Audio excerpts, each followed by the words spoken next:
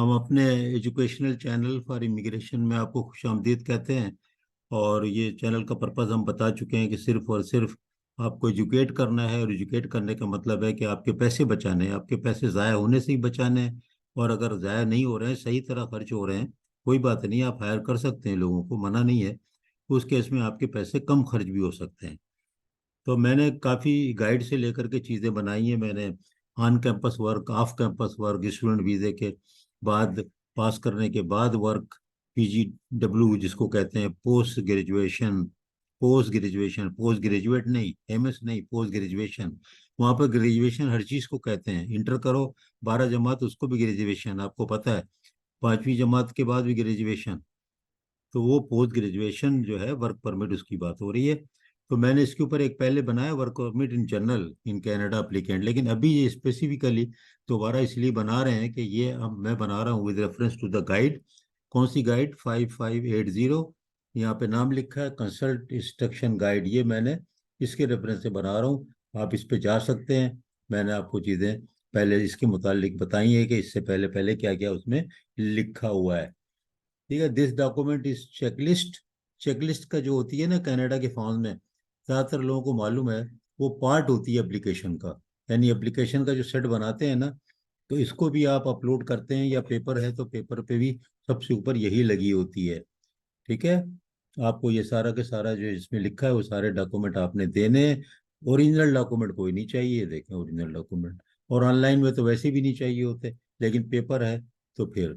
All document in language other than English अगर हो, आपके कोई और ज़बान में हो, तो फिर उसको आप इंग्लिश में कराएं। सर्टिफाइड कापी नोटरी पब्लिक से कराएं। और उसके बाद डॉक्यूमेंट जो है, जो जो आप इसमें लगा रहे हैं उस पर टिक करें। तो मैं ये करता हूँ, और अपने तौर पे मैंने यही किया कि इसको प्रिंट कर लेता हूँ। इसमें देखिए ऊपर प्रिंट का ऑप्शन है, आप प्रिंट कर लें और डॉक्यूमेंट को जमा करना शुरू करें। प्रिंट द फॉर्म और डॉक्यूमेंट को जमा करें। और जब सारा डॉक्यूमेंट हो, डमी फाइल बना लें।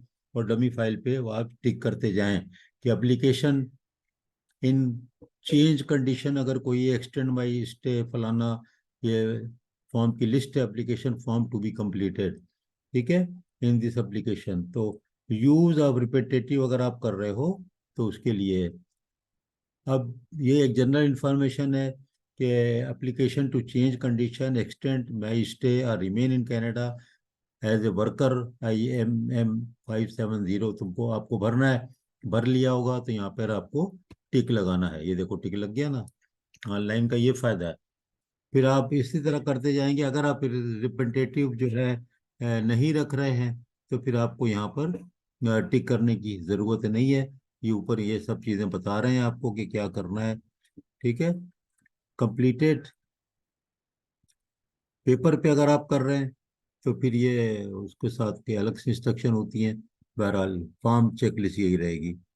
अच्छा, फिर आ गया document photo state copy of your passport pages. ठीक है। Clearly showing the passport number, date. अब हमारे यहाँ आजकल ये एक ही पेज में सब चीज़ें होती हैं। ठीक है। तो ये मोस्ट रिसेंट जो कंट्री में आपकी एंट्री हुई है ना, आप वहाँ अप्लाई कर रहे हैं ना, इन इन कनाडा है ये फार्म, इन कनाडा।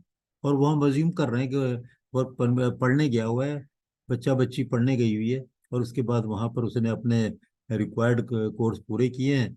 और वो 8 महीने से कम पे आपको नहीं मिलेगा, ये फॉर्म भर ही नहीं सकते, रिजेक्ट हो जाएगा। अच्छी खासी फीस होती है, मैंने फीस आपको दिखा चुका हूँ। अब अगर ये आप ये है तो पासपोर्ट की फोटो कॉपी जमा कर दें। फिर आप photo copy of the current immigration document अगर कोई है तो। और photo copy of your travel ID document, ये बर्थ सर्टिफिकेट फलाना, if you did not use a passport to enter Canada. अगर कुछ और चीज़ थी ना, तो फिर वो आप यहाँ पर आप उसको देंगे। मतलब कोई ऐसा होता है ना, वहाँ पैदा ही हो गए हैं और सिटीजनशिप है उसके पास, तो वो सब वो सिटीजनशिप का देगा। मतलब कोई प्रूफ चाहिए उनको। Photo state copy of your current immigration document अगर है तो ये आगे चला गया।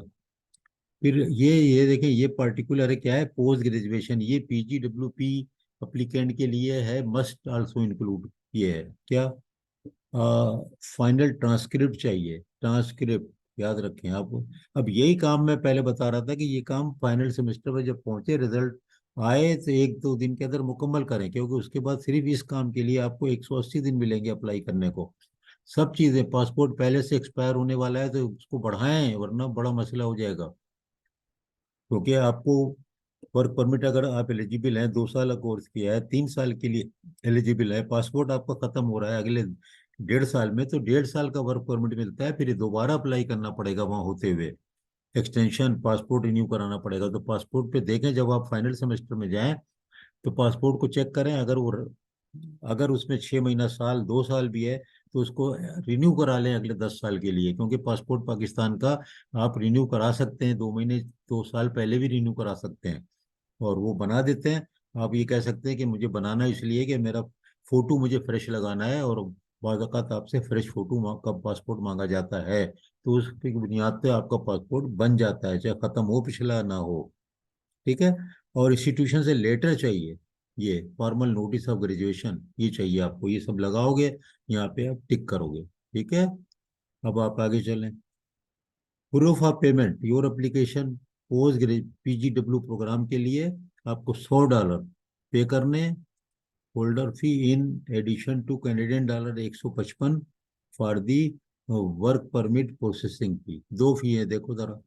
You must pay $100 open work permit holder fee in addition to the $155 for work permit processing fee. तो आपने ये जमा कराएंगे ऑनलाइन, और आप इस पे टिकट, ये सब करने के बाद आखिर में इस फॉर्म को भरते हैं।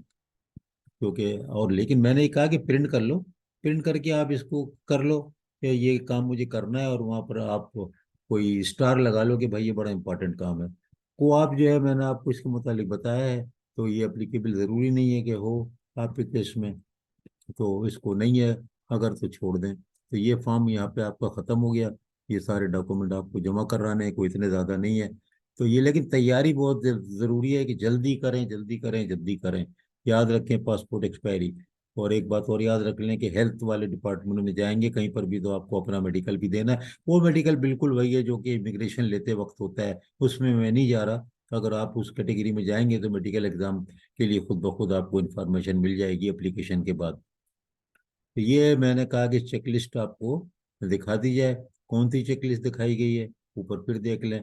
चेकलिस्ट डॉक्यूमेंट की है, student applying for work permit in Canada, और ये जो आखिरी इसमें बीच का कॉलम था, all student work permit applicant must include the following, ये जो है नंबर 1 और नंबर 2, कि जो पोस्ट ग्रेजुएशन वर्क परमिट है, पोस्ट ग्रेजुएशन के बाद वाला, कोर्स खत्म होने के बाद वाला, उसको ये सब भी देना है। तो यहाँ पे इसको खत्म करते हैं, बहुत इंपॉर्टेंट है ये, छोटी सी बनाई है, आप इसको शेयर कर लें।